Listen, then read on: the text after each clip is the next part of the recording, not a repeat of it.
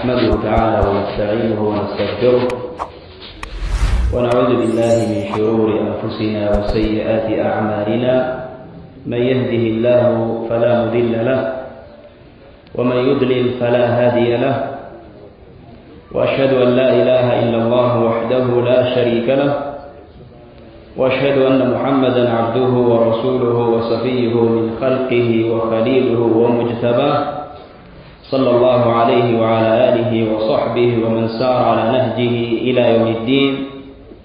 أما بعد إخواني وآبائي، قبل كل شيء نشكر المولى جل وعلا ونحمده على نعمه الكثيرة وآلائه الجسيمة المتواصلة المتتالية، فهو القائل في كتابه الكريم: وما بكم من نعمة فمن الله.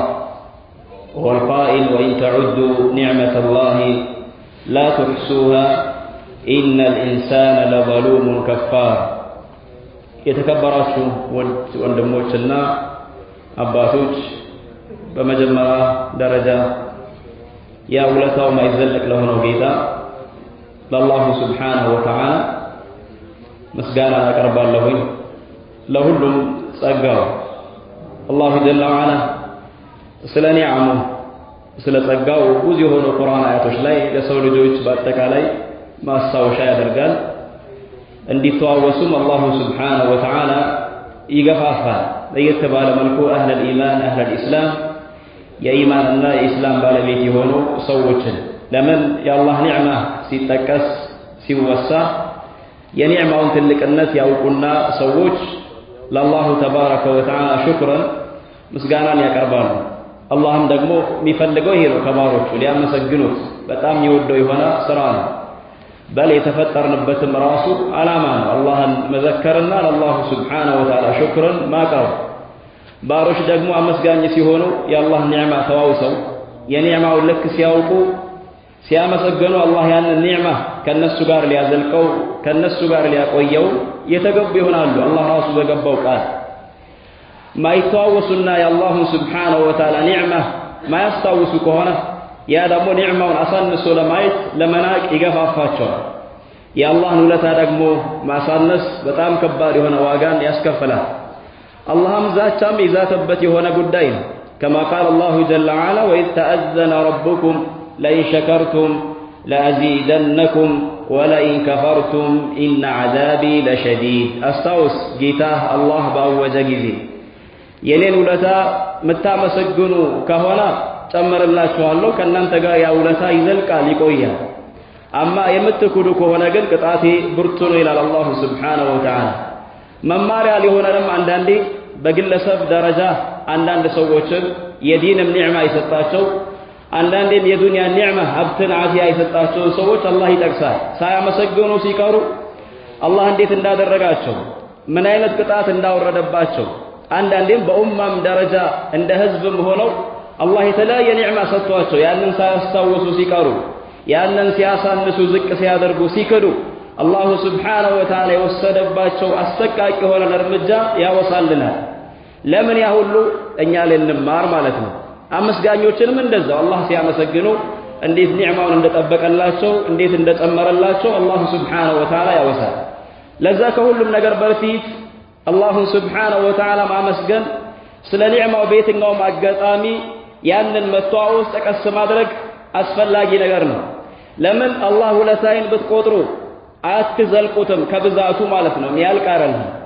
ነገር ግን ሰው ልጅ በጣም ከሃዲና በጣም ራሱን በዳይ የሆነ አካል ነው።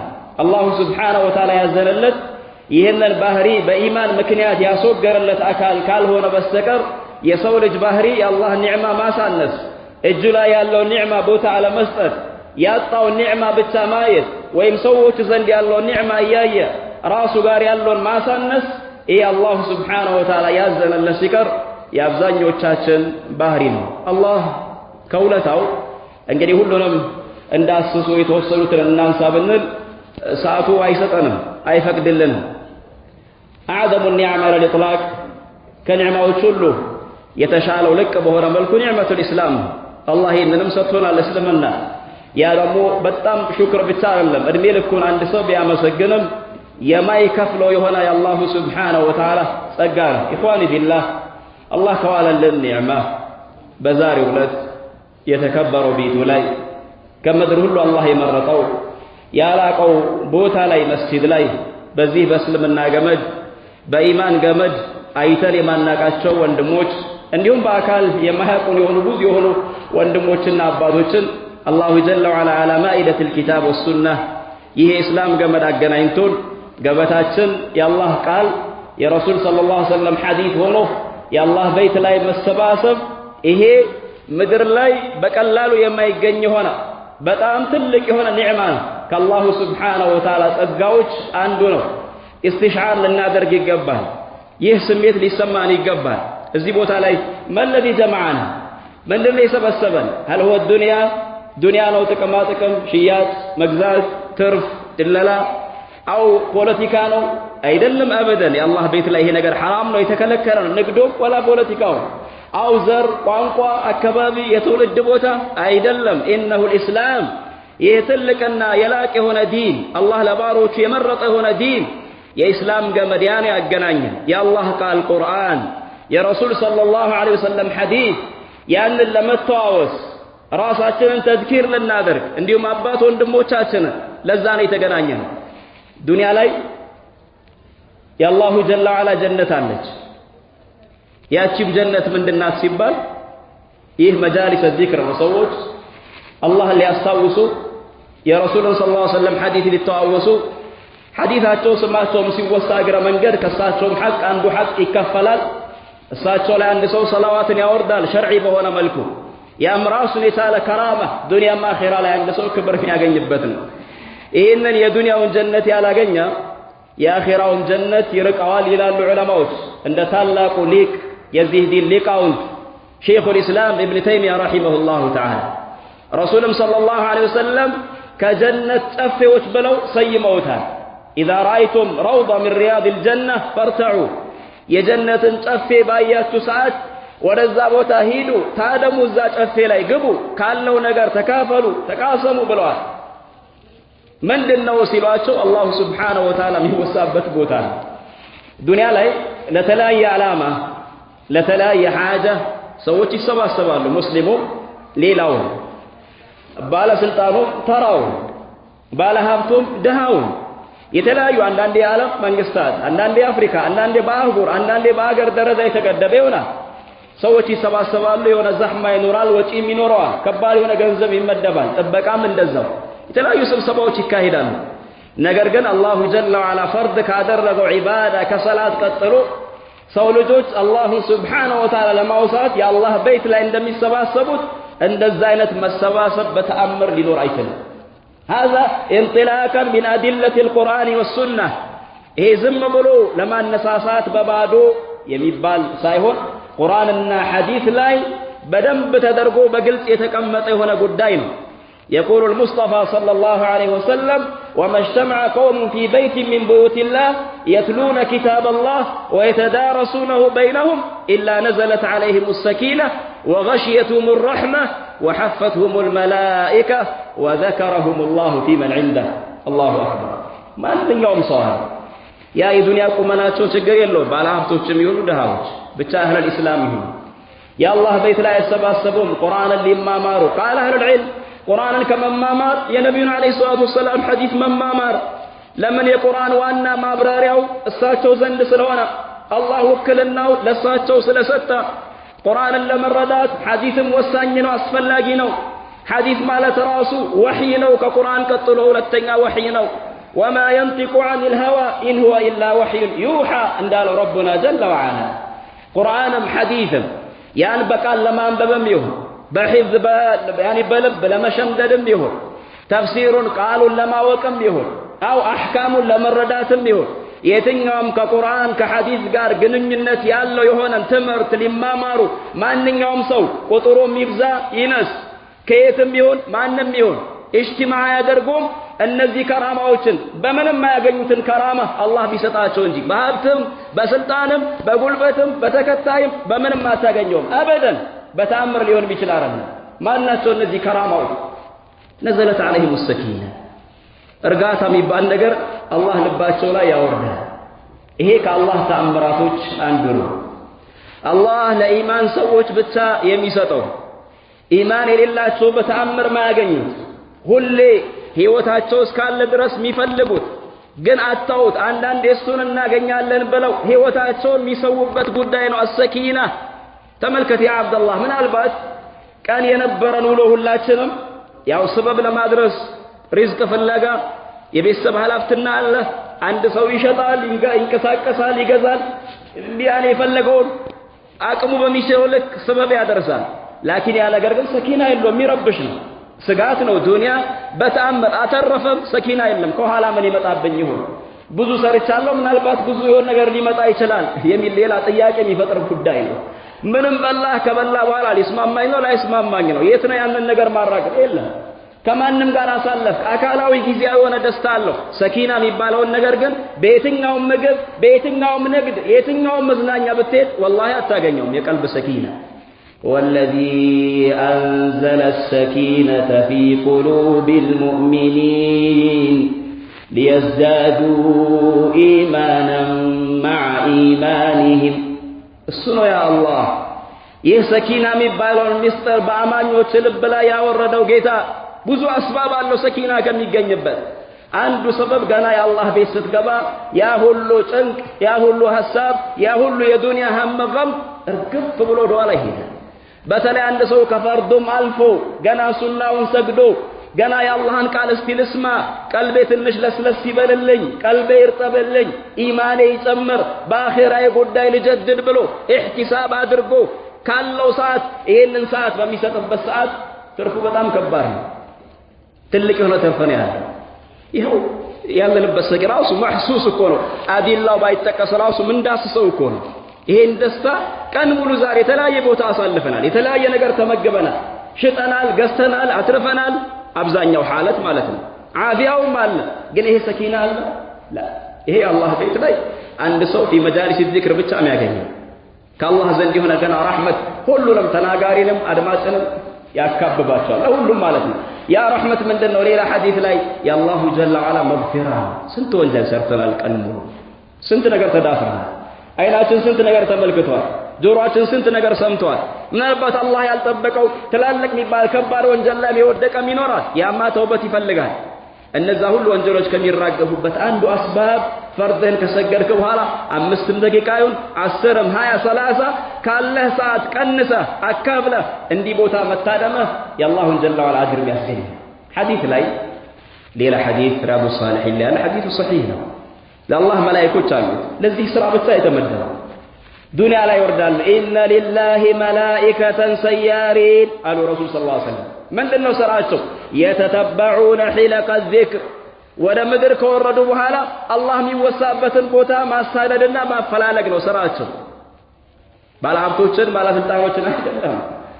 ከዛ በኋላ ሲያገኙ አንደኛው ቀድሞ ካገኘ ሌሎቹን ይጠራቸዋል። ሀሉሙ ኢላ ሓጀቲኩም፣ ይኸው የመጣችሁበት ሓጃ እዚህ ቦታ ላይ እየተዋወሱ ነው። ማንም ይሁን ማንም ይታደማሉ፣ ያዳምጣሉ።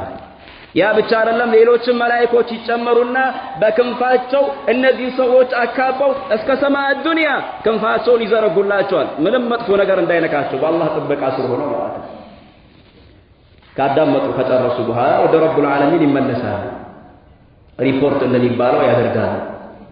ይሄ ነው እንዲህ ባሮችን አገኘን ያሉን ከቤት ላይ ሲተዋወሱ። ስለምን ይተዋወሳሉ? ስለ ጀነት አይተዋት ነው። አላህ እያወቀ እኮ ነው የሚጠይቀው። አላየዋትም። ታዲያ ጀነትን ቢያዩ እነዚህ ሰዎች እንዴት ሊሆን ነው? ሌላስ ስለ እሳትም ይተዋወሳሉ። እሳት አለ፣ አላህን ፍሩ ይባባላሉ። እሳቴን አይተዋት ነው በዛ መልኩ የሚፈሩት አይደለም። ያው አላህ በነገራቸው አላየሁትም። ታዲያ እሳቴን ቢያዩስ እኔንስ አይተውኝ ነው ስለ እኔ የሚተዋወሱት? ኧረ አላየሁም። አንተ ቢያዩኝ እንዴት ሊሆኑ ነው? መጨረሻ ላይ እዛ ቦታ ለታደሙት ሁሉ ወንጀላቸውን ሰትሬያቸዋለሁ፣ አፉ ብያቸዋለሁ ይላል አላሁ ጀለ ወዐላ። አላህ ወንጀላቸውን ከሚሰትራቸው ያድርገን። በዚህ መጃሊስ ዚክር ከሚጠቀሙ ሰዎች አላህ ያድርገን። ኢማናችን የሚጀድድበት፣ ኢማናችን የሚጨምርበት፣ ነገም ከሞትን በኋላ የሐሰናት መዝገባችን ላይ ሚዛን ላይ የምናገኘው ስራ አላህ ያድርግልን። ከዕድለ ቢስነት አላህ ይጠብቀን።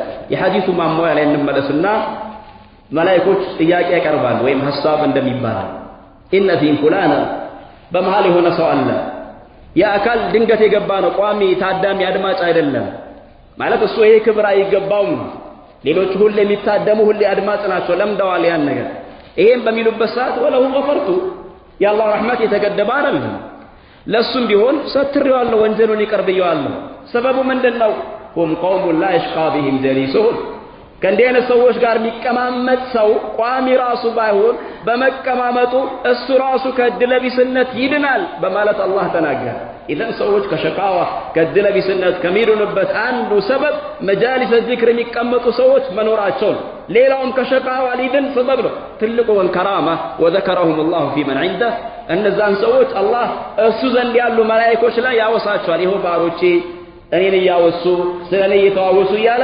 መላእክቶች ላይ እነዚህን ባሮቹን አላህ Subhanahu Wa Ta'ala ከፍ ያደርጋል ኢዘን ነዕማ ዐዚማ ይሄ ትልቅ የሆነ ጸጋ ነውና ለዛ ከሁሉም ነገር በፊት አላህ Subhanahu Wa Ta'ala አመሰግናለሁ ከናንተ ጋር ስላገናኘን ባለን በአቅማችን ልክ አላሁ ጀለ ወዐላ የተናገረውን መልእክተኛው የተናገሩትን በአኺራችን ጉዳይ በዲናችን ጉዳይ ገንቢ ይሆናል ብለን ያሰብነውን ነገር ለመተዋወስ አላህ እድሉን ተውፊቁን ራሱ በሻው ጊዜ ስላመቻቸ በራሱ ሐው በራሱ ቁዋ ለአላህ ምስጋና እናቀርባለን ጥያቄም እናቀርባለን እንማጸናለን ረህማንን ከአርሹ በላይ ሆኖ እያንዳንዱ እንቅስቃሴያችንን የሚመለከት የሆነ ጌታ እያንዳንዱ ንግግራችንን የሚሰማ የሆነ ጌታ ምንም አይሰወርበት የሆነ ጌታ አላህ ለዚህ እንደወፈቀን ሁላ አላሁ Subhanahu Wa Ta'ala ይህ ነገር የሱ ፊት ብቻ የተፈለገበት እንዲያደርገው አላህ እንዲቀበለን አላሁ Subhanahu Wa Ta'ala እንማጸናለን ለገዛውንም እንዲሰጠን ምናልባት ያለን ደቂቃ ሰዓት ውስን ሊሆን ይችላል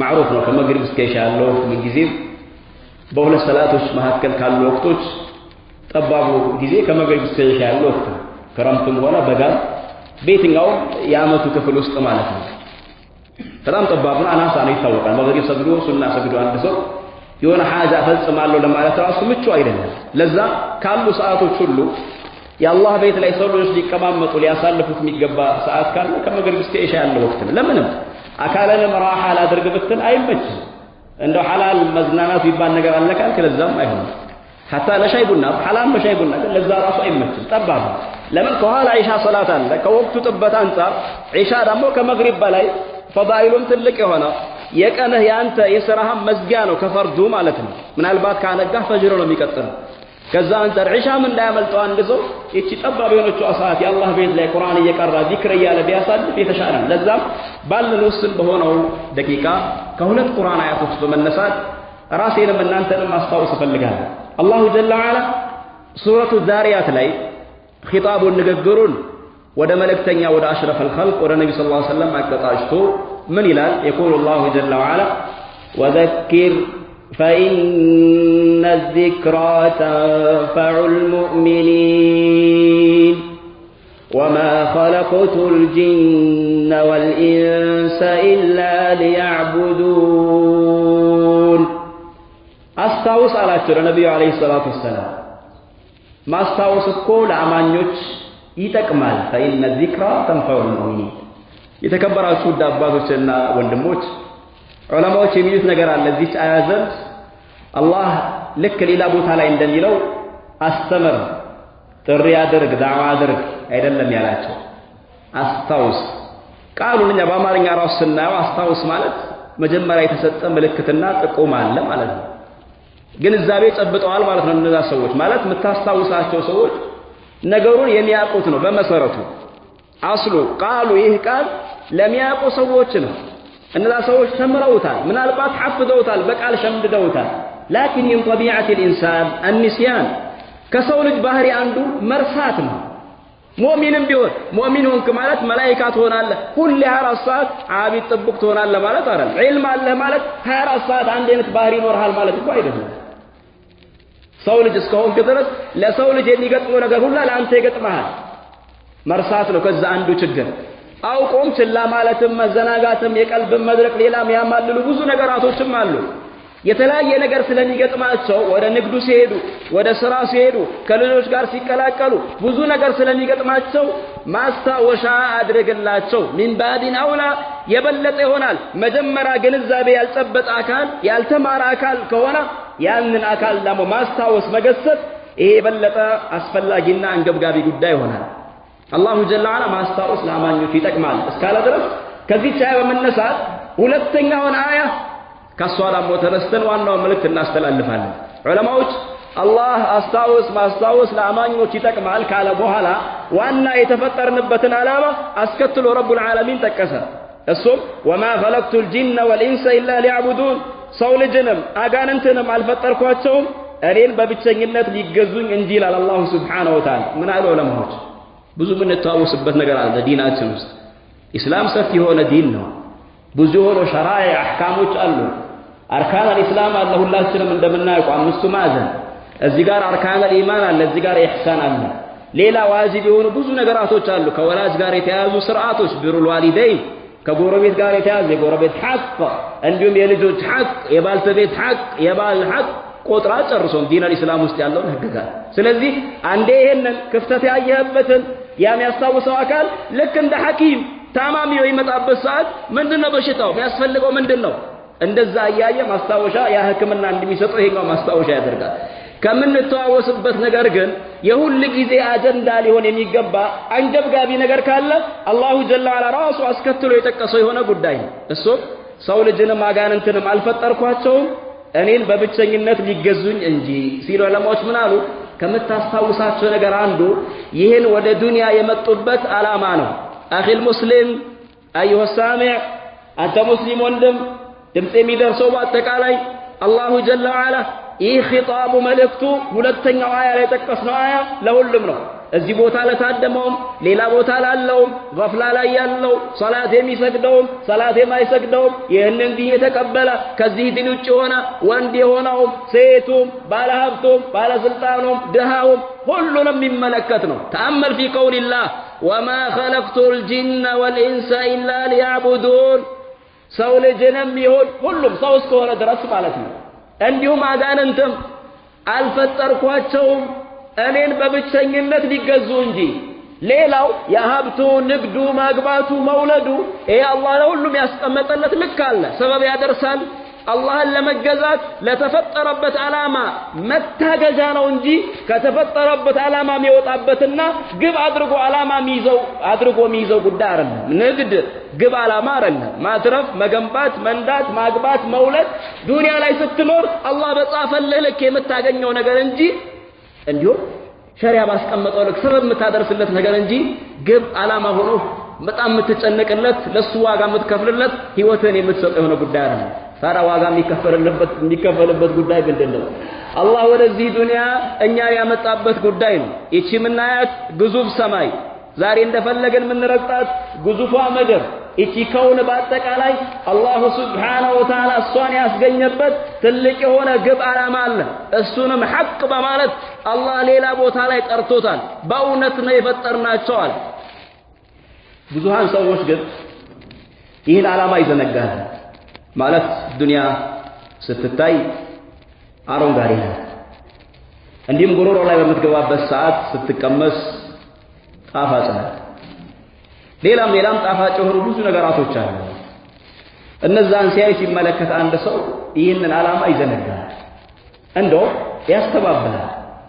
አላሁ ሱብሓነሁ ወተዓላ ለዚህ ዓላማ እንደተፈጠረም ገዛ ሸሪዓው የሆኑ አያቶች እንዳሉት ሁሉ ዓለማዊ የሆኑ ብዙ የሆኑ አያቶች ተአምራቶችን ምልክት አሉ። ዝም ብለን ወደዚህ ዱንያ እንዳልመጣን እንድንገነዘብ የሚያደርገን አላህ እንዲህ አይነት አስተሳሰብ ያላቸው ሰዎች ሙሉ ለሙሉ ከኢማን የራቁ ሰዎች እንደሆኑ በቃ የመጡት ሊበሉ ሊጠጡ ስሜታቸውን ሊያረኩ ሊወልዱ እንደፈለጉ ሊገነቡ ከዛ ቀን ሲደርስ በቃ መሄድ ነው ብሎ የሚያስቡ ሰዎች ይሄ ፍጹም ከኢማን ተቃራኒ ተግባር ነው። يقول الله جل وعلا وما خلقنا السماء والأرض وما بينهما باطلا ذلك ظن الذين كفروا فويل للذين كفروا من النار እቺን ግዙፋን ሰማይ ብዛት የሚያወሳት እሷን ነው አላህ ከተአምራቱ።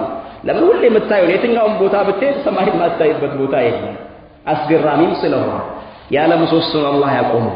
ማንም የትኛውም ፍጡር ቢተባበር ቢነባበር የሚያስቡት የሚያልሙትም አይደለም። በዛ ያክል ርቀት ያለ ምንም ምሰሶ በዛ ግዝፈቷና ፊትነሷ ሰማይን ማቆም ማለት ይሄ ለሰው ልጅ በቂ ተአምር ነው። ሰው ልጅ ደረቅ እንዲተኛ አለህኛ ነው እንጂ እንዲሁም ምድርንም አልፈጠርናትም ኢላ بالحق በእውነት በሐቅ እንጂ ያ ሐቅ ምንድነው وما خلقت الجن والانس الا ليعبدون አላህ በብቸኝነት ሊገዛና ሊመለክ አንድነቱን ሊያውቅ ከዚህ ውጭ የሚያስቡ ሰዎች ይላል አላሁ ጀለ ወዐላ እንደው በሌላ ነገር ዝም ብላ ማለት ሰው ልጆች መጥተው በቃ ሊሄዱ ከዛ ሌላ ትውልድ ይመጣል ይሄዳል ከዛ አፈር ይበላል ይበሰብሰዋል በቃ አፈር በልቶ ይለበሰብሰው ማን ሄደው አየው ምናምን ሚሉ ከንቱ ይሁን ውድቅ ይሁን አማርኛዎች አሉ ይሄን የሚሉ ሰዎች አላህ ይሄ ግምትማ የነዛ የካዱ ሰዎች ግምት ነው ለነዛ ለካዱ ሰዎች ወየሁላቸው ይላል አልহামዱሊላህ እኛ ሙስሊሞች ሙስሊም የሆነ አካል ደግሞ የአላህን ጌትነት ያውቃል አላህ ዝም ብሎ እንዳልخለቀውም ያውቃል حتى ብዙ ባይቀራም ባይማር ማንበብ ባይችልም አንድ ሰው ተፈጥሮ ያደገበት ፍጥራ ነው የአላህን ጀለ ወዐላ ኃያልነት ይረዳል ሰማይ ከአላህ ፍጥረታት አንዱ እንደሆነ ምድርም የራሱንም ድክመት ደካማነትም ያውቃል ይረዳል ግን ምንድነው ማወቁ ብቻ በቂ አይደለም አባቶች ወንድሞች ለዚህ ለተፈጠርንበት ዓላማ ምን ያክል ዋጋ ከፍለናል አላህ በሚፈልገው መልኩስ ቆመናል ምክንያቱም አላህን ለመገዛት የተፈጠርነው ሲባል አሁን ሌላ የሚከተል ነገር እኮ አለ እንዴት ነውስ ብንገዛው ሰዎች ሲገዙት ባየነው መልኩ ወይስ ነፍስያችን በፈለገችው አይነት አይደለም አላህ ስንገዛው ደግሞ በምን መልኩ መሆን እንዳለበትም ያንን አስቀምጧል ኢደን ሰው ልጅ ራሱ ሁሉ ጊዜ ራሱን ሊጠይቀው የሚገባ ነገር ካለ ሊያስጠንቀው የሚገባ ነገር ካለ እንደው የመጣሁበትን ዓላማ አሳክቻለሁ ወይ ሌሎቹ ዓላማ አይደሉም ወሳኢል ናቸው ዱንያ ላይ ስትኖር አላህን ለመገዛት የምትታገዝበት ነው እንጂ ቢቀሩ በሆነ ምክንያት የአላህ ውሳኔ ሆኖ አንተ የምትጠይቅበት ለምሳሌ ባለሀብት አልሆንክም አላህ አንድንም ሰው ቁርአን ላይ ሐዲስ ላይ ለምን ሀብት አላፈራህም ብሎ የሚጠይቀው ሰው የለም እንደው ባለሀብት የሆነውን አካል ሀብትን በምን መልኩ አመጣው ምን ላይ አዋልከው ይል ከባድ የሆነ ኦዲት አለበት እያንዳንዱ ሰው ፍራንክ ሳንቲም ይጠየቃል ለምን ደሃ ሆንክ ተብሎ የሚጠየቅ የለም ባለሀብቱን ባለሀብት ለምን ሆንክ እኮ አይደለም በምን መልኩ ነው የሆንከው ስለዚህ ያ የአላህ ቀደር ነው ባለሀብት መሆን ደሃ መሆን ለምን አልወለድክም ይሄን ያክል አላህ ካልሰጠው ባልሰጠው ነገር አላህ ይጠይቀው ግን ለምን አላህን አልተገዛህም ይሄ ሁሉም ሰው ጥያቄ ነው ዱንያ ራሷ ሙሉ ተወጋጅ ናት ዱንያ ላይ ያሉ ነዋሪዎችም እንደዛው ያው የመጨረሻው አላሁ ጀለ ወዐላ የጻፈው ትውልድ አለ ያ ትውልድ እስኪመጣ ድረስ ይተካካሉ መጨረሻ ላይ ሁላቸውም ከዚህ ዱንያ ይወገዳሉ ይቺ ምናያት ግዙፏም ሰማይ ነገ አትኖርም መልኳ ይቀየራል ሌላ ትሆናለች ዛሬ ምድር ላይ እንደፈለጉ ሰዎች ቢንቦጣረቁባት እሷም ሌላ ትሆናለች ትቀየራለች ለፍጥረታት በጣም አስደንጋጭ የሆነ ክስተት ይከሰታል ያ ለምን ሲባል ማን ነው በዚህ በተፈጠረበት ዓላማ የቆመው ማን ነው ያልቆመው ምርምር የሚባል ነገር አለ ከኛ በዚህ ሰዎች ወደዚህ ዱንያ መጥተዋል ተሻግረው ሄደዋል ወደ ቀጣዩ ዓለም ቀብር ላይ ሆነው አኺራን እየጠበቁ ነው ቂያማ ሞት ዳሞ የመጣበት የሆነ አካል የሱ ቂያማ ቆሟል እኛም ተከታዮች አንቀሮት የለውም ለእያንዳንዱ ሰው አጀል አለው ልክ አለው የእድሜ ልክ አለው በተለይ ነብዩ አለይሂ ሰላቱ ወሰለም ኡመት ከሌላ ኡመቶች አንፃር እድሜያቸው በጣም ትንሽ ነው አላህ ግን ብዙ እድልና አጋጣሚ ሰጥቷቸዋል ከተጠቀሙበት እነዛ ብዙ እድሜ ከኖሩ ሰዎች ጋር የሚደርሱባቸው የሆነ ብዙ አጋጣሚ አለ ያንን ለተጠቀመ ካልሆነ አዕማሩ ኡመቲ ማ በይነ 60 و70 وقليل من يجوز ذلك የኔ ኡመት እድሜያቸው ከ60 እስከ 70 ያንን ይሻገሩት በጣም ጥቂት ናቸው እዛም ማይደርሱ ብዙ አሉ በተለይ ደግሞ አኺረት ዘማን ሲሆን ሰው ልጅ አፈጣጠሩም ጉልበቱም ሁሉ ነገሩ እየቀነሰ ይመጣና መጨረሻ ላይ አሟሟቱ ራሱ ታሞ መሞት ራሱ ወሲያ አድርጎ መሞት ራሱ ብርቅ የሚሆንበት ጊዜ ይመጣል ያለንበትም ዘመን ያቆ يكثر موت الفجأة آخر الزمان كقيامة ملكة عنده سوى سيموت دنجة يموتالو إيه لا مو بيكانو يسمان بيكانو ياينو يالو نجار على كل እድሜውን ይጨርሳል አንድ ሰው ወደ አኺራ ይሄዳል ይሻገራል ጥያቄው ከዱንያ ጋር በተያያዘ የሚቀርብበት ጥያቄ የለም ምናልባት የሰራው ችግር ካለ እንጂ በዚህ ዓላማ ቆመሃል አልቆምክም ቀብር ላይ እነዛ ሶስቱ ጥያቄዎች ከዱንያ ጋር እኮ ምንም አይነት ግንኙነት እኮ የላቸው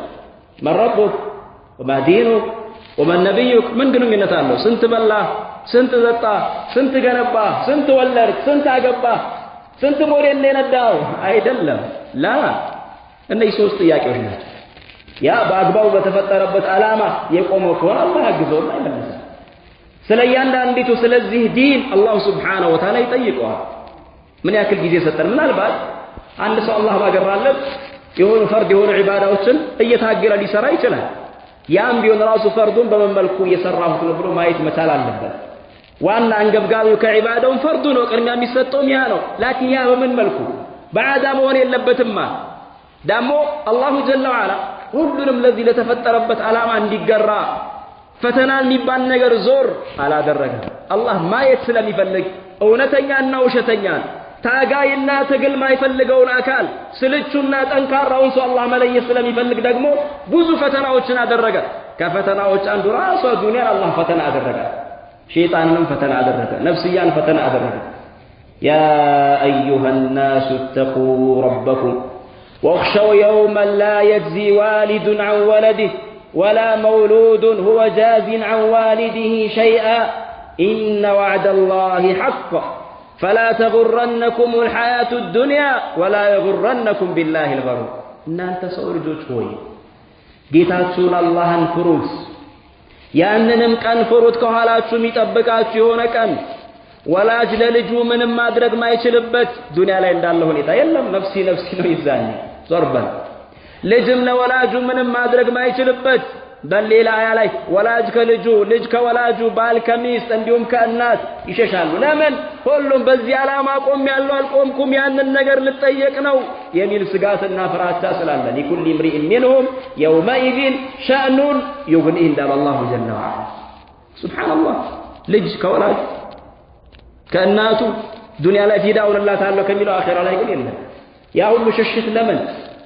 እዚህ ጋር ብዙ የሆኑ መሰናክሎች ፈተናዎች አሉ። እነዛ ስላዘናጉ ልብን ሰረቅ ስላደረጉ አላህ በሚፈልገው መልኩ ስላልተገዛ ነው በዛ ስላልቆምን ያኔ ከወዳጅ ይሸሻል። ወዳጅ ከወላጆቹ ይሸሻል። ልጅ ማለት ወላጅም እንደዛው ከልጅ ይሸሻል። على كل يا عباد الله إن وعد الله حق يا الله قطرو حق ነው እውን ነው ትሞታለህ ሞት حق ነው ذلك بأن الله حق وأنه يحيي الموتى وأنه على كل شيء قدير وأن الساعة آتية لا ريب فيها وأن الله يبعث من في القبور ساعتهم قروت إلا تمتمت قيامة اللهم كقبر استيالوتن من دال ياوطال قروت يلم اونو حق ነው الله كسبو كباري وعندهم حق الله جل وعلا وعدهم እንደዛው حق ነው ስለዚህ ايها الاباء ايها الاخوان እቺ በለጭለጭ የሆነችው ዱንያ አትሸውዳችሁ ግብ አይደለችም አላማ አይደለችም ለሷ አልተፈጠርንም የሷ ባሮች አይደለንም እሷ እኛን ልታገለግል ስናገኛት አላህን ልንገዛበት ለተፈጠርንበት ዓላማ መታገዣ እንጂ والله ዱንያ ግብ አይደለችም ግን የኛ ሐለት ከዱንያ ጋር ያለን ሐለት እንዴት ነው ዱንያን መገልገያ አድርገናታል ወደ አኺራ መሻገሪያ አድርገናታል ባገባቡ ይዘናታል አላህ በሚፈቅደው በሚፈልገው ልክ በዛ መልኩ ነው ከዱንያ ጋር ያለን ግንኙነት ወይ ለሷ ባሪያ ሆነናል አብዱ ዲናር አብዱ ድርሃም አብዱ ኸሚሳ አብዱ ኸሚላ እንደተባለው ለዛ ሁሉ ጊዜ ራስን መተሳሰብ ግድ ነው እውነት እኔ አላሁ ጀለ ወዐላ ግን ያስገኘበት ነገር አለ በዛ ነገር ቆሚያለሁ ያው ለዱንያ ምን ሰጠው ሰዓት ከሁላችንም ግልጽ አንዳንዱ ምናልባት ከፈጅርም በፊት ነው ለሊት 8 ሰዓትም 9 ሰዓትም 10 ሰዓትም ይወጣል መስራት حرام ነው እያለን አይደለም ቁርአን ራሱ ወስሩ ተንቀሳቀስ ሰበብ አድርሱ ያለ ግን ያንን ሰበብ ስታደርስ ግን ግብ ዓላማ አድርገ ሶላትህን ረጋግጠ ዚክርህን ትተ አላህን ረስተ ለሷ ብለህ ልትጋደል ለሷ ብለህ ዝምድና ልትቆርጥ አይደለም ሰላት ሲሆን خلاص ይሄ ተፈጠርኩበት ዓላማ ነው ይሄ ደግሞ ለተፈጠርኩበት ዓላማ መታገጃ ነው ስለዚህ ከሰላት በኋላ ለሁሉ ነገር الصلاه قبل كل شيء رجال لا تلهيهم تجارة ولا بيع عن ذكر الله ወንዶች ጀግኖች አሉ የአላህ ቤት ማይጠፉ መስጊድ ላይ አላህ ወንዶች አላቸው ይሄ ወንድነት ይለያል የጾታ ወንድነት አይደለም ወላ ንግድ ማያመልላቸው ወላ ሽያጭ ራሱ ይመጣ ሶላት ነው ሙአዚኑ ጥሪ ተጣራ ከተፈጠርክበት ዓላማ አንዱ እለታው የሆነ አምልኮት ካለ ዲን አልእስላም ውስጥ የቀንና የማታ ስራ ሶላት ነው ሌላው ምናልባት ጾምን ካየን በአመት አንዴ ዘካን ካየን በሆነ ጊዜ አንዴ ይመጣል ሐጅ ምናልባት በእድሜ አንዴ ፈርድነቱ ማለት ነው ሶላት ግን እለታው የሆነ ደግሞ 5 እኮ ነው ያደረገው አላህ 50 አላደረገውም እንደ በኒ እስራኤል ትንሽም ወር ገና ከአምስቱን ካለን ስንፍና ለዱንያ ያ ሁሉ ሰዓት እየተሰጠ ከዛ ራሱ ገና ቅናሽም ይፈልጋል። ለምን የዛኔ በወጡበት ኢስራና ሚዕራጅ ያችን ሰላት እሷንም አላስቀነሱም? እኔ መጣነው በቃ ልንተኛ ካላስ ልንበላ ልንጠጣ እንደፈለገ ልንሆን እኛም መብታችን ነው ይመስላል። አንድ ሰው እንደፈለገ መከሰስ ሐራምም ሐላልም እንደፈለገ መሆን በደል መስራት ዝምድናን መቁረጥ የሰው ሐቅ መብላት ሌላም ነገር ሰላቱ ላይ እንደፈለገ መረማመድ ሐቁ ይመስላል የሚጠየቅም አይመስለው። ምናልባት ተክሳጽም ሲደረገለት የሆነ ሰው አላህን ፈራም ሲባ ምን አገባህ ሊልም ሁላ ይችላል። አላዋቂነት ነው፣ አያዋጣም ይሄ። ዒባደላህ ኢነና ሰነርሐል ወላ ቡድ ቅሮት የለውም ተሻጋሪዎች ነን። ከኛ በላይ ጉልበት ያላቸው ሰዎች ጉልበታቸው ከሞት አላዳናቸው። ከኛ በላይ ሀብት ያላቸው ሰዎች ሀብታቸው ከሞት አላዳናቸው። ከኛ በላይ ስብስብ ጀማ ወታደር ጠባቂ ያለው አካል ከሞት አላዳነውም። ከሞት ሚድን ማንም የለም። ሁሉም ተሻጋሪ ነው ወደዛ ሀገር። ከተሻገርን በኋላ ደግሞ በዚህ ዓላማ ቆመናል አልቆምንም ጥያቄ ነው ዋናው ጥያቄ፣ ዝርዝር ቢኖረውም ማለት ነው።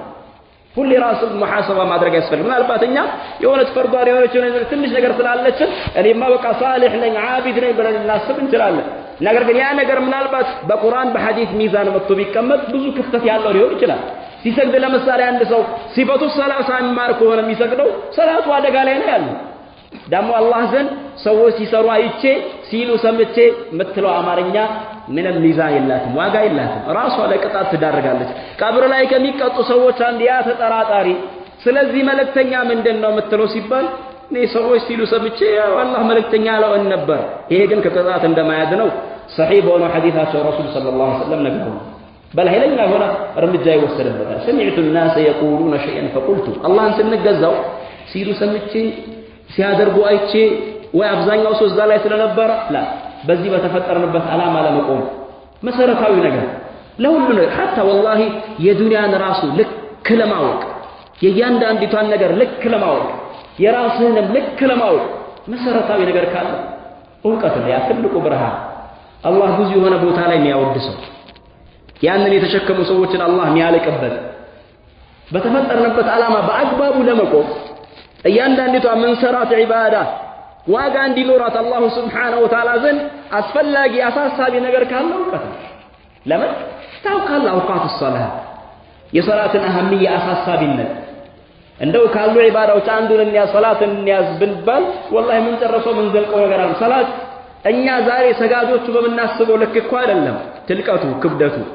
እነዛ ደጋግ የአላህ ባሮች ቀደምቶች ሰሃቦች ከሰሃቦች ዕውቀት የወሰዱ ሰዎች ለሰላት የነበራቸው ቦታና እኛ ያለን ቦታ ሲታይ የሚገናኝ አይደለም።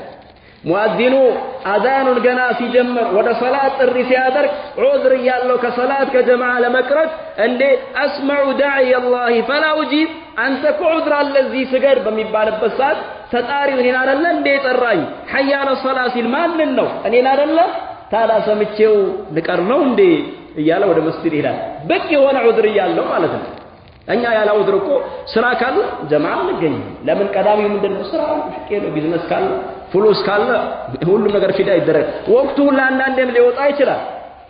ስለ ሰላት ግንዛቤ ከሌለው አንድ ሰው ያሳልፉም አንድ ላይ ሰብስቦም ይሰግዳል። ሙሳፊር ሳይሆን ሙቂም ሆኖ ምንም አይነት ዑዝር ሳይኖር ጀማዓም የለ ሐታ ወቅቱ ላይ የወጣ አላህ ደግሞ እንደፈለገን ልንገዛው እንደዛ አይፈልግም። ሁሉም ዒባዳ ላይ ለየት ባለ መልኩ እቺ የዲናችን ማዕዘን የተውሂድ ማሟያ ሁለተኛው ሩክን ሚን አርካን الاسلام አላሁ ሱብሓነሁ ወተዓላ በሚፈልገው ወቅት በሚፈልገው ሁኔታ በሚፈልገው ቦታ እንጂ እኛ እንደፈለግንና በፈለግን መልኩ እንደፈለግን አድርገን ምንጫወትበት እኮ አይደለም። አላህ ማዕሸረ ሙስሊሚን አደራ ዕውቀት ደግሞ ከፈለግን ብዙ የማያልቅ ዕውቀት የአላህ ቃል ላይ ቁርአን ውስጥ አንድ ሰው ያገኛል። ዛሬ በጣም የሚገርመው አላህ ነገራቶችን እንዴት እንዳቀለለና እንዴት እንዳገራ ሱብሃንአላህ። ዲኑ ሲጀመርም ገርም ግን ትናንት ዕውቀት ለማግኘት ትንሽ ዋጋ ያስከፈላል፣ ጊዜ ይፈልጋል። ምናልባት ጉዞ ሁላ አንዳንዴ ይጠይቃል አገርን መልቀቅ። ዛሬ ግን ሐታ እነሱ ባይገራለት የአላህ በይት መስጂድ መሄድ ባይችል ባለበት ሆኖ እያንዳንዲቷን ነገር መከታተል ይችላል አንድ ሰው።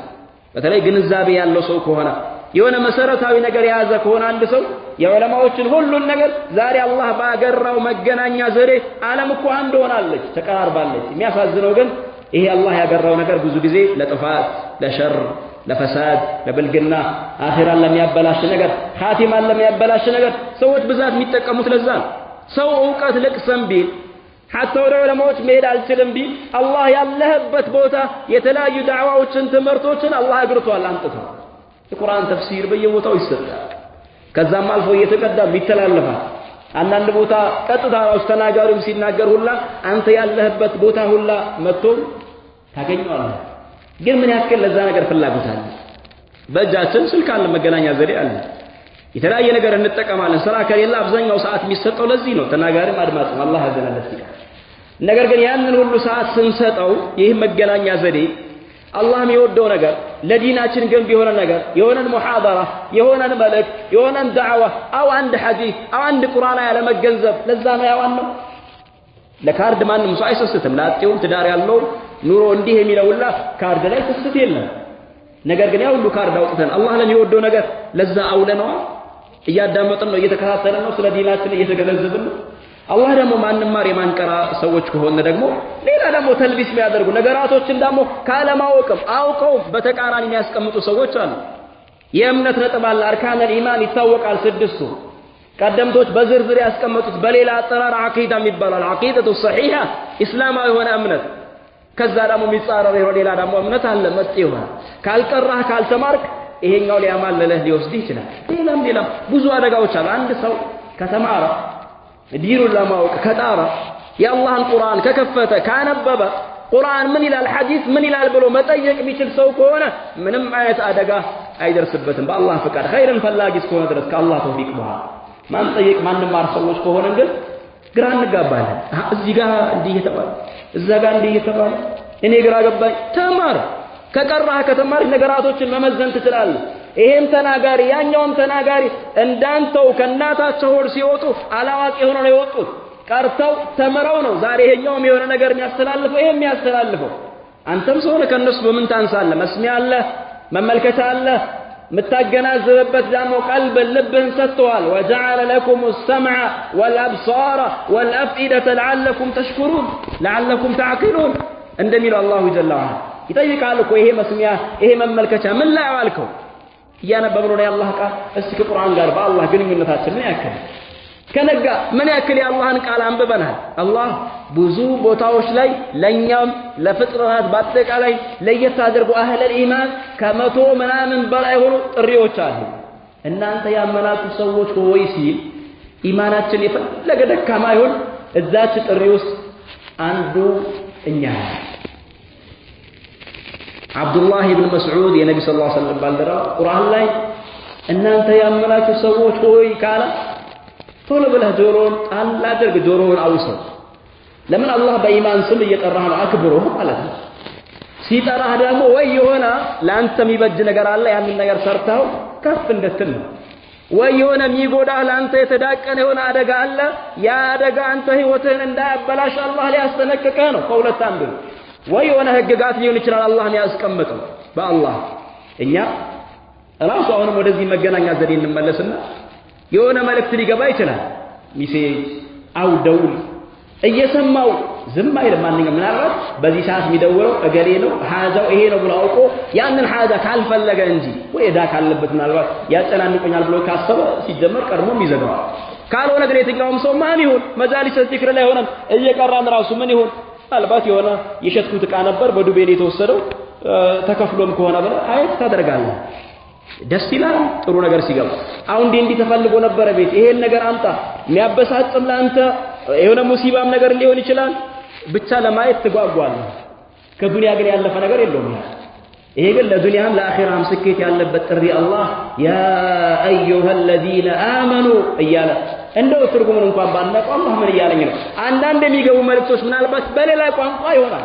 እንደው ይሄ መልእክት ምን ይሆን? ሊያጠፋኝ ነው ወይስ ለኔ ኸይር አስቦ ነው? ከየት ሀገር ነው? ይህ መክፈቻ ቁልፍ የዚህ ሀገር አይደለም ታውቃለህ ወይ ብሎ እያንዳንዱ ሰው ያጠይቃል። አይ ይሄ መጥፎ ነው እንዲህ ዘራፊዎች ናቸው ነው እንዴ? አይ ጥንቃቄ አድርግ። አይ ጥሩ ነገር ነው እድል ነው ከተባለም ደስተኛ ይሆናል አንድ ሰው። ሐታ ማያውቀው ቋንቋ ቢሆን ያስተረጉማል። ቁርአን ደግሞ በአረብኛ ነው። አረብኛ ደግሞ አላህ ከቋንቋዎች ሁሉ የተሻለ ለመረዳትም ለማስረዳትም ገር ስለሆነ አላህ መርጦታል። ቢሊሳኒን አረቢይን ሙቢን ኢና አንዘልናሁ ቁርአናን ዐረቢያን ለዐለኩም ተዕቂሉን ልትረዱት ዘንዳ በአረብኛ አወረድነው ይላል። የተወሰነ ደግሞ ስትማሩ አረብኛ ከዛ በራስህም እኮ መረዳት እኮ ትችላለህ።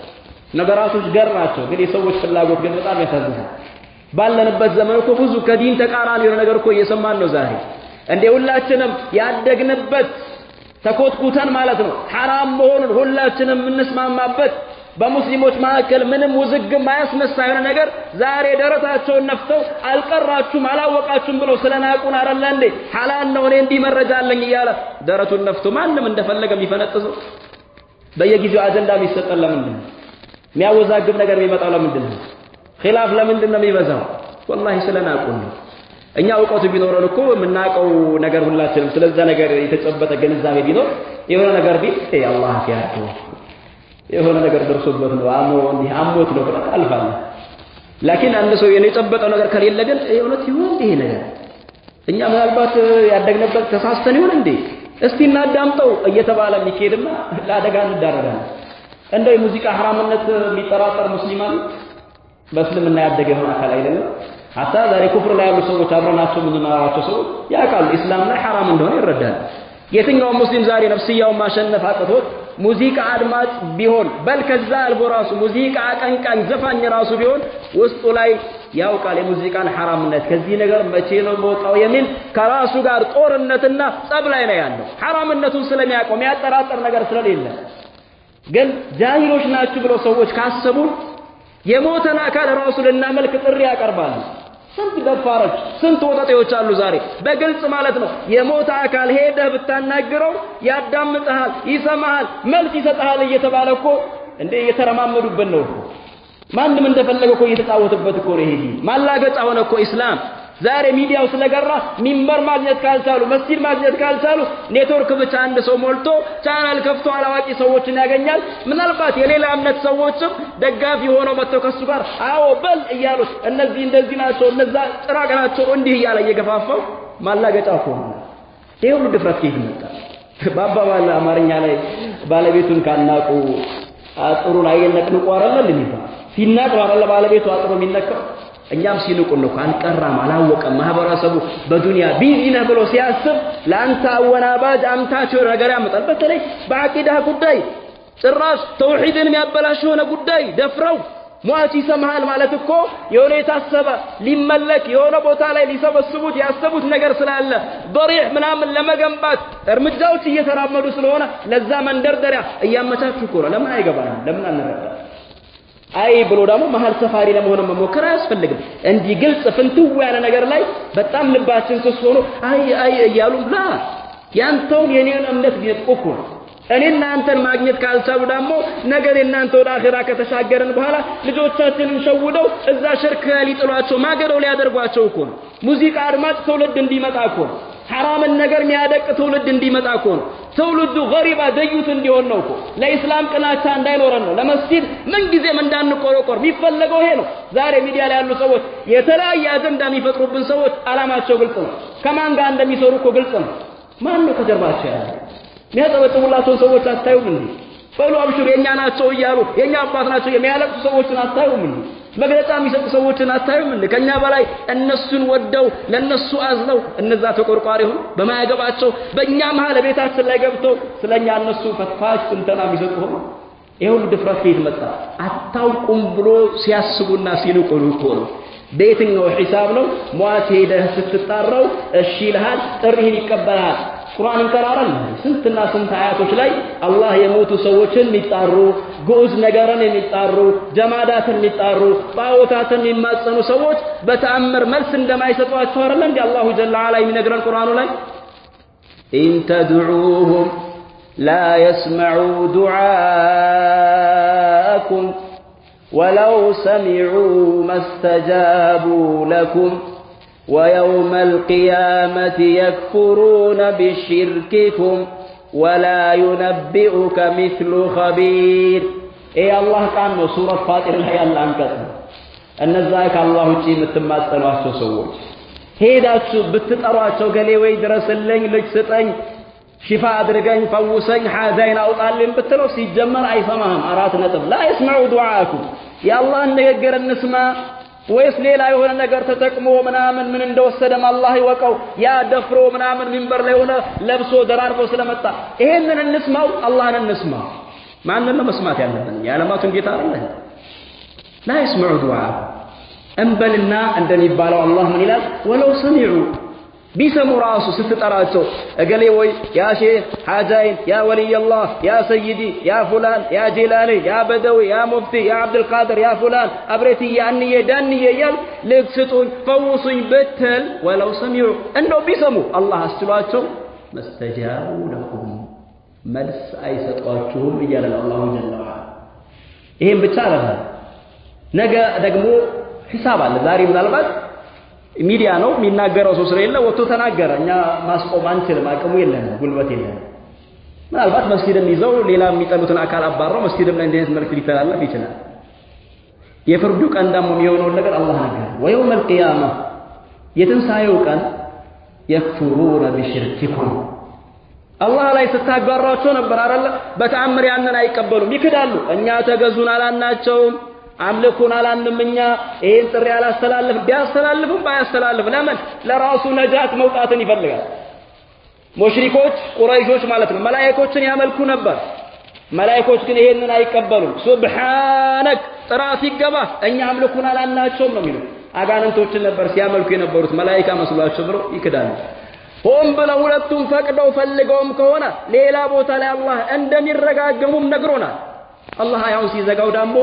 ولا ينبئك مثل خبير انت سورج هوي يا مستر አዋቂው እንደሆነ ጌታ እንደ አላህ የሚነግርህ ማንንም የለም ይላል አላህ Subhanahu Wa Ta'ala ግን ያው ዛሬ ያው ይሰማሉ እሺ ይላል ይሄ ለምንድን ነው መንደርደሪያ እኮ ነው እኛን ከአቂዳ እኛን ከተውሂድ እኛን ከኢማን እኛን ከኢስላም ለሚያወጣ ነገር ማገሮ ሊያደርጉ ሁለቱንም ማገር ሊያበላሹበት አላሁ ጀለ ወዐላ ደግሞ አንድ አካል የሞተን አካል ከተጣራ ድረሱልኝ ካለ በል ይሄ እምነት ካለው ልጅ ይሰጣሉ የሚል እምነት ካለው ይሄ እምነቱ ከላ ኢላሃ ኢላላህ ጋር ከከሊመቱ ተውሂድ ከላ ኢላሃ ኢላላህ ጋር ከተውሂድ ጋር እንደሚጋጭ አላህ ተናግሯል በዚህ ሐለቱ ከሞተ አደጋውም የከፋ እንደሆነ አላሁ ጀለ ወዐላ ይሄንን ነገር አስረግጦ ነው የተናገረው ቁርአን ላይ ብዙ ምሳሌዎች አሉ በተለምዶ ደግሞ ይታወቃል የትኛውም ነገር ምሳሌ ሲደረግ ያ ምሳሌ የተደረገለት ነገር የበለጠ ግልጽ ይላል ለምሳሌ አንድ ሰው የሆነ ነገር ይናገራል ንግግሩ ድፍን ይሆናል እንደው ምንድነው የፈለገበት የሆነ ምሳሌ ቢሰጥ ለምን የሁሉም ሰው ግንዛቤ እኩል አይደለም ይለያያል ንግግሩን ግን በምሳሌ ሲያስደግፈው ፍንትው ይላል አሁን ገብቶኛል ተረድቻለሁ ይላል ለዛ አላህ የሚናገረው ንግግር በተውሂድ ዙሪያ ሲጀመር ድፍን ነገር የለም ግልጽ ያለ ቁርአን በርግጥ አያት ሙህከማት ወኡኸር ሙተሻቢሃት ግልጽ የሆኑ አያቶች ማንንም ተራው ማዋቂው የሚረዳው አለ ሌላው ደግሞ የሚመሳሰል ነዛ የምትረዳቸው ማናቸው አላህ ስለ ብቸኝነቱ የሚናገርበት ከሱ ውጭ ያለው 5 ሳንቲም ከዚህ ግኝት እንዳልተጋሩ አምልኮት እንደማይገባቸው አላህ የሚናገረው ንግግር ግልጽ ሆኖ ሲያበቃ ገና ምሳሌ ራሱ አስደግፎበታል ብዙ ቦታ ላይ ብዙ ምሳሌ አለ እንደው ከምሳሌዎች ከሰዓቱን ጥበት አንፃር አንዷን ምሳሌ ሱረቱል ሐጅ መዝጊያ ላይ የመጨረሻው ሶፍሐ አላህ ሱራውን ሊختመው ሲል የተናገረው ንግግር አለ حتى ያ ምሳሌ ለኛ ለሙስሊሞች ብቻ አይደለም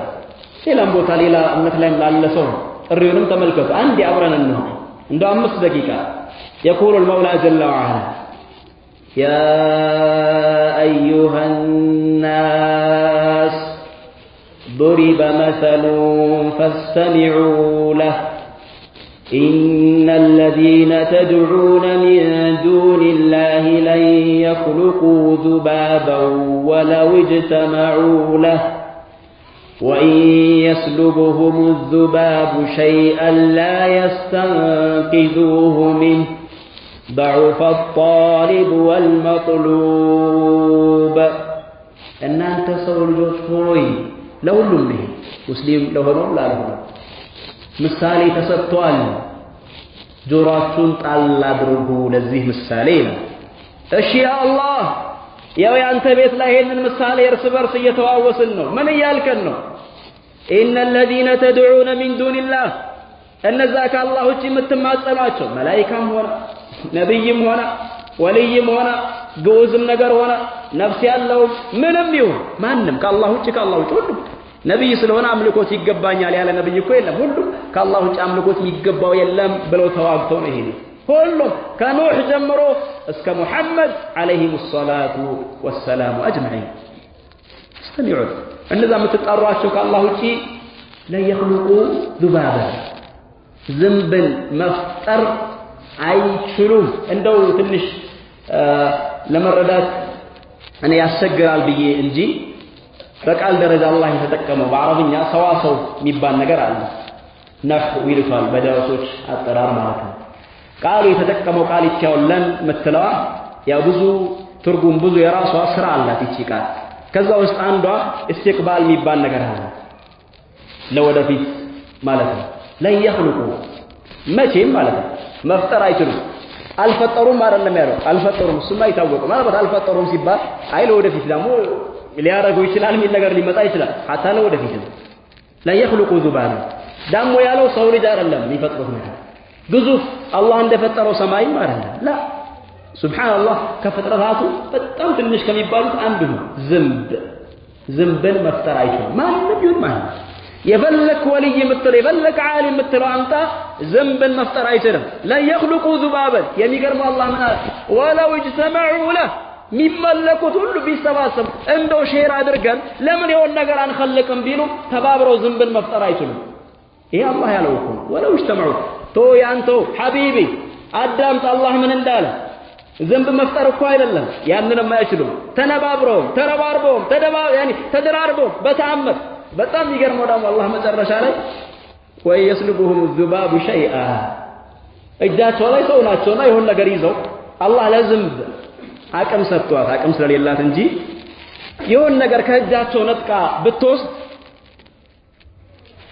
ያንን ብትወስድባቸው ያንን ማስጣል አይችሉም አለ አላሁ ጀለ ላ يستنقذون። ስለዚህ ጠያቂው የሚጠየቀውም አካል ሁሉም ደካማ አላህ መጀመሪያም ብያለሁ ሰዓቱ በጣም አጭርና ጠባብ ነው። እንዲህ ትልቅ አርስ በዚህ ሰዓት የሚዘለቅ አይደለም። ሆኖ ወዘክር ፈኢነ ዚክራ ተንፈዑል ሙእሚኒን እንዲህ አነስ ያለም ጥቆማም ቢሆን አንዳንዴ ከረጅሙ አላህ በረካ ካደረገበት ብዙ ይጠቅማልና የተከበራችሁ አባቶች ወንድሞች ባጭሩ ይህንን የተፈጠርንበት ዓላማ አንዘንጋ። የመጣንበት ዓላማ አላህን በብቸኝነት መገዛት ማምለክ ነው። ከዛ ደግሞ ከሚያወጡን ነገሮች ዱንያም ማንኛውም ነገር ይሁን ጥንቃቄ እናድርግ። ፊት ለፊታችን ሞት አለ፣ አኺራ አለ፣ ቀብር አለ። ያቺ ጨለማዋ ጉድጓድ ውስጥ ሁላችንንም እዛ ጥለውን ነው የሚሄዱት ወዳጅም ማንም ያ ስለሆነ እዛ ደግሞ የምናገኘው በዚህ ዓላማ ቆመናል አልቆምንም ያ ስለሆነ ይሄን ነገር ሁሌ ከራሳችን ጋር ሂሳብ ራሳችን ኦዲት እናድርግ። እንዲሁም ደግሞ ከዚህ ዓላማ የሚያወጡን የተለያዩ ሹብሃቶች ብዙ ነገራቶች አሉና ጥንቃቄ እናድርግ ኻቲማችን እንዳይበላሽ ለማለት ያክል ነው። አላህ በሰማና ሁላችንም እንጠቀም አላህ ያድርገን። የሁላችንም መጨረሻ አላህ ያሳምርልን። ለሁላችንም አላሁ ጀለ ወዐላ ሂዳያ ይስጠን። ዲኑን ተገንዝበው አውቀው አላህ በሚፈልገው መልኩ በአግባቡ ለዛ ለተፈጠሩበት ዓላማ ከሚቆሙ ሰዎች አላህ ያድርገን። ስላዳመጣችሁ ሰዓታችሁን ሰጥታችሁ እዚህ ቦታ ስለታደማችሁ ጀዛኩሙላሁ ኸይራን ወባረከላሁ ፊኩም ወሰለላሁ ወሰለም ወባረክ ዐላ ነቢይና ሙሐመድ ወዐላ አሊሂ ወሰሕቢሂ ወሰለም ተስሊማ